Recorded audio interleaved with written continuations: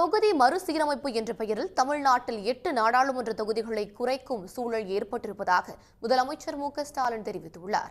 ஒன்றிய அரசின் தமிழ்நாடு விரோத போக்கு குறித்து விவாதிக்க வரும் மார்ச் 5ஆம் தேதி அனைத்துக் கட்சி கூட்டம் நடைபெறும் என்றும் முதலமைச்சர் அறிவித்துள்ளார்.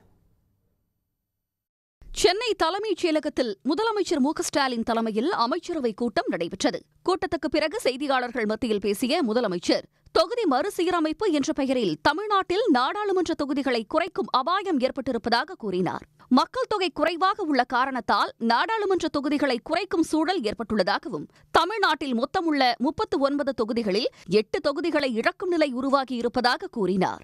தமிழ்நாடு இன்னைக்கு மிகப்பெரிய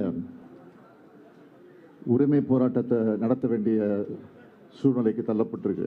ஆகவே வருகிற 5ஆம் தேதி அனைத்து கட்சி கூட்டம். ஒன்றிய அரசு 2026ஆம் ஆண்டில் மக்களவைத் தொகையுடைய எண்ணிக்கையை மறுசீரமைப்பு செய்ய போகிறாங்க. பொதுவாக இதெல்லாம் மக்கள் தொகையை கணக்கிட்டு தான் செய்யப்படுது.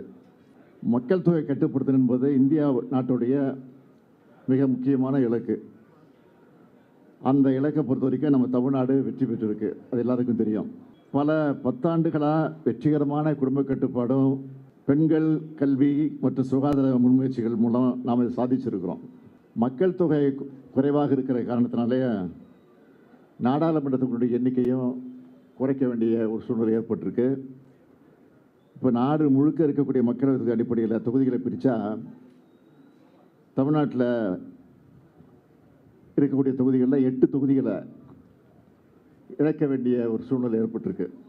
நாடாளுமன்ற தொகுதிகள் குறைக்கப்பட்டால் தமிழ்நாட்டின் பிரதிநிதித்துவம் குறைவதுடன் நமது மாநிலத்தின் குரல் நசுக்கப்படும் என்றும் முதலமைச்சர் குறிப்பிட்டிருக்கிறார். தமிழ்நாடு தற்போது மிகப்பெரிய உரிமை போராட்டத்தை நடத்த வேண்டிய சூழலுக்கு தள்ளப்பட்டுள்ளதாக தெரிவித்த முதலமைச்சர், தற்போதைய சூழலில் தமிழ்நாடு எதிர்கொண்டுள்ள பிரச்சினைகள் குறித்து விவாதிக்க வரும் மார்ச் 5ஆம் தேதி அனைத்துக் கட்சி கூட்டத்துக்கு ஏற்பாடு செய்யப்பட்டுள்ளதாக கூறினார்.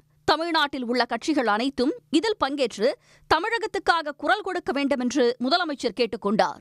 உடனுக்குடன் செய்திகளை தெரிந்து கொள்ள சன் நியூஸ் பெல் ஐகானை கிளிக் பண்ணுங்க.